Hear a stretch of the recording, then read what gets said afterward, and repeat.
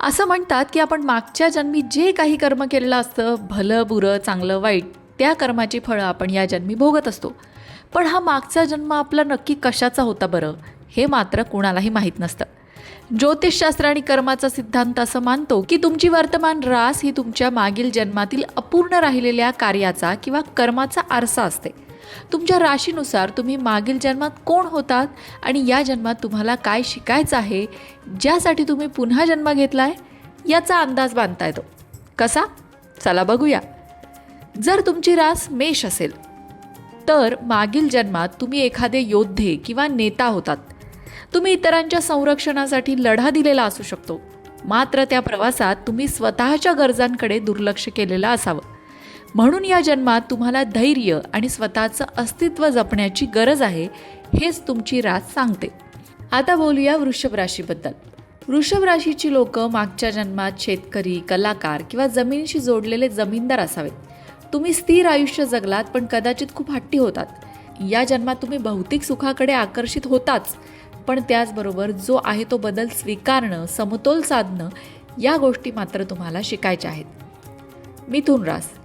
मागील जन्मात मिथुन राशीची लोक चांगले शिक्षक, लेखक किंवा संदेशवाहक असू शकतात, कारण तुमचं बोलणं प्रभावी असतं, पण तुम्ही अनेक गोष्टींमध्ये विखुरलेले असतात. या जन्मात तुम्हाला तुमच्या बुद्धीचा वापर करून सखोल एकाग्रता साध्य करायची आहे, म्हणजेच एका विषयावर लक्ष केंद्रित करायचं आहे. कर्क रास. मागच्या जन्मी तुम्ही एक समर्पित माता, परिचारिका किंवा समाजसेवक असू शकता. तुम्ही इतरांच्या भावनांचा विचार करण्यात आयुष्य घालवलेलं असू शकतं. या जन्मात तुम्हाला इतरांसोबतच स्वतःच्या भावनांची काळजी घ्यायला सुद्धा शिकायचं आहे. सिंह रास.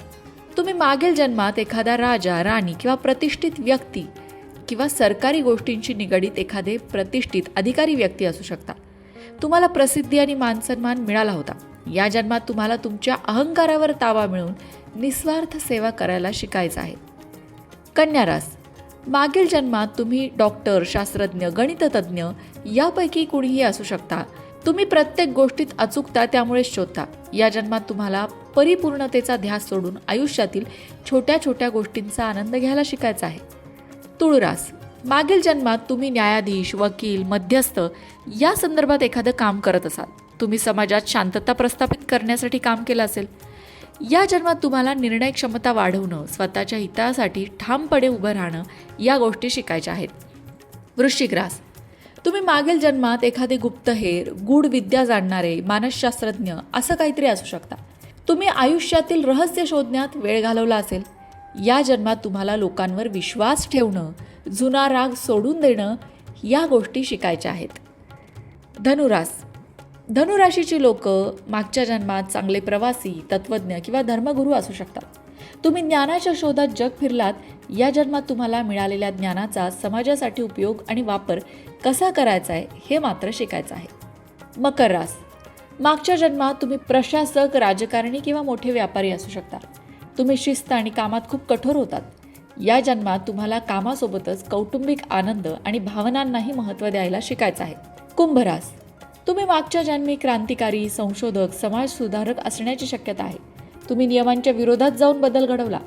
या जन्मात तुम्हाला वैयक्तिक संबंधांमध्ये आत्मीयता आणि जिव्हाळा जपायला शिकायचा आहे. मीन राशीची लोक मागच्या जन्मी संत, कवी, साधू, आध्यात्मिक गोष्टींशी निगडीत असू शकतात. तुम्ही भौतिक जगाचा त्याग करून अध्यात्मात रमला असण्याची शक्यता आहे. या जन्मात तुम्हाला तुमच्या कल्पनाशक्तीचा वापर करून वास्तवातील जगाला अधिक सुंदर बनवायचे आहे. मंडळी, राशीनुसार लावलेले हे ढोबळ अंदाज आहेत. मागचा जन्म आपला काय होता हे जरी आपल्याला पक्क माहीत नसेल, तरी हा जन्म आपण कसा घडवू शकतो, या जन्मात आपण काय करू शकतो हे मात्र आपल्या हातात आहे. या जन्मात आपण आयुष्याचा पुरेपूर आनंद घ्यायला हवा. त्याचबरोबर प्रत्येक क्षणी वर्तमानात जगायला हवं. भूतकाळाचं ओझं मनावर बाळगत भविष्याची चिंता करत जे जगतात त्याला जगणं म्हणत नाहीत.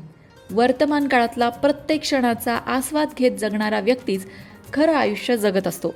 त्यामुळे आपले जन्म किती झाले हे आपल्याला माहीत नाही, पण या प्रत्येक क्षणाचा उत्सव करत जगत आपण हे आयुष्य मात्र सार्थकी नक्कीच लावू शकतो. मंडळी, वास्तुशास्त्र, ज्योतिषशास्त्र, अंकशास्त्र यासारख्या विषयांवर तुमच्या मनात काही शंका असतील तर त्या कमेंट बॉक्समध्ये नक्की विचारा. तुमच्या प्रश्नांची उत्तरं घेऊन येण्याचा प्रयत्न आम्ही नक्कीच करू. त्याचबरोबर आणखीन कोणत्या विषयांवरचे व्हिडिओ तुम्हाला ऐकायला आवडतील ते सुद्धा कमेंट करून सांगा. म्हणजे तुम्हाला हव्या असणाऱ्या विषयांवर सुद्धा व्हिडिओ घेऊन आम्ही येऊ. ज्योतिषशास्त्र, अंकशास्त्र, वास्तुशास्त्र यांसारख्या विषयांवरचं योग्य मार्गदर्शन तुमच्यापर्यंत पोहोचवण्याचा आमचा हा प्रयत्न आहे. तेव्हा तुमच्या शंका कमेंट बॉक्समध्ये नक्की विचारा. अशाच प्रकारच्या माहितीपूर्ण व्हिडिओंसाठी लोकमत भक्ती चॅनलला सबस्क्राईब करा आणि बेल आयकॉनवर सुद्धा क्लिक करा.